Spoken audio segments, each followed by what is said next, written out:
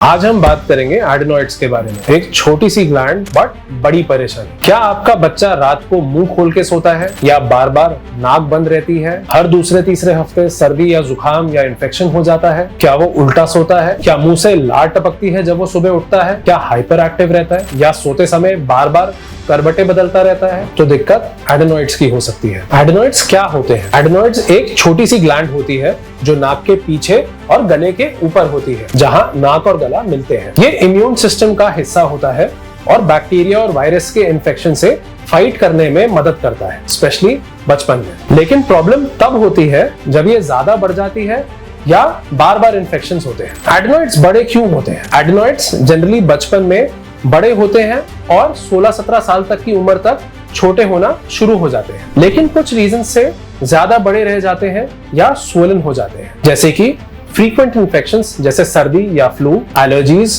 Pollution, acidity या मिट्टी खाने की बीमारी जिसे पाइका बोलते हैं। बड़े एडेनोइड्स के कुछ टिपिकल साइंस होते हैं। नाक से सांस लेने में दिक्कत, बच्चा मुंह से सांस लेता है, मुंह खोल के सोता है जिसे माउथ ब्रीदिंग कहते हैं, रात को जोर से खराटे लेता है, स्नोरिंग बोलते हैं, बार बार सर्दी, खांसी या ईयर इन्फेक्शंस का होना, नींद में सांस रुकना जिसे स्लीप एपनिया बोलते हैं, दांत रगड़ना जिसे ब्रक्सिज्म बोलते हैं, नाक की आवाज में बोलना जिसे नेजल स्पीच बोलते हैं, बच्चा थका थका या चिड़चिड़े मूड में रहता है और कुछ बच्चों को ADHD का भी एसोसिएशन हो सकता है। अब आते हैं इसके कॉम्प्लिकेशंस पर। अगर बड़े एडेनोइड्स का ट्रीटमेंट ना हो तो बच्चे का सही से सोना मुश्किल हो जाता है, स्कूल में फोकस और परफॉर्मेंस गिर जाती है, फेस की शेप भी इफेक्ट हो सकती है जिसे एडेनोइड फेसिस कहते हैं, बार बार ईयर इन्फेक्शंस हो सकते हैं जिससे सुनने में तकलीफ हो सकती है। अब डायग्नोसिस कैसे होता है? ENT स्पेशलिस्ट कुछ सिंपल टेस्ट से डायग्नोस कर सकते हैं, जैसे कि एंडोस्कोपी। एक पतला सा कैमरा नाक के अंदर डाला जाता है जिससे एडेनोइड्स को देखा जा सकता है, या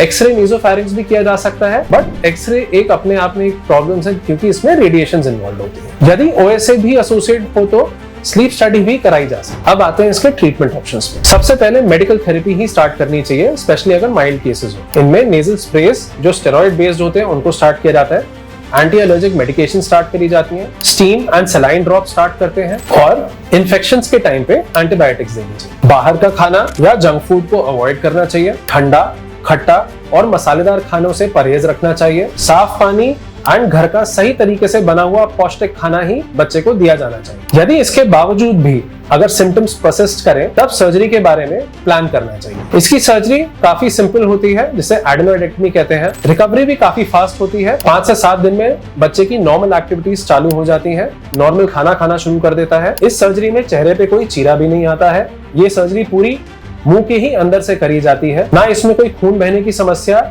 ना और कोई तकलीफ। आजकल कोबलेशन जैसी मशीन्स हैं जिनसे ये एडेनोइड्स पूरी तरीके से निकाले जा सकते हैं बिना कोई खून बहने की समस्या से जूझते हुए। सबसे अच्छी बात यही है कि इस सर्जरी के बाद बच्चा 5 से 7 दिन के बाद ही एक नॉर्मल नींद लेना शुरू कर देता है। अब आते हैं पोस्ट सर्जरी केयर पे। शुरुआत के 2 से 3 दिन तक सॉफ्ट डाइट देनी चाहिए, प्रॉपर हाइड्रेशन मेंटेन रखना चाहिए, डॉक्टर के फॉलोअप के इंस्ट्रक्शंस को फॉलो करना चाहिए। यूजुअली टॉन्सिल्स भी अगर बड़े हो तो साथ में ही निकाल दिए जाते हैं मुंह के अंदर से ही। एडेनोइड्स एक छोटी सी ग्लैंड है, लेकिन अगर बड़े हो जाए तो बच्चों की हेल्थ, नींद और डेवलपमेंट सब कुछ इफेक्ट कर सकता है। तो अगर आपको अपने बच्चे में ये सिम्टम्स दिखते हैं तो एक ENT स्पेशलिस्ट से जरूर कंसल्ट करें।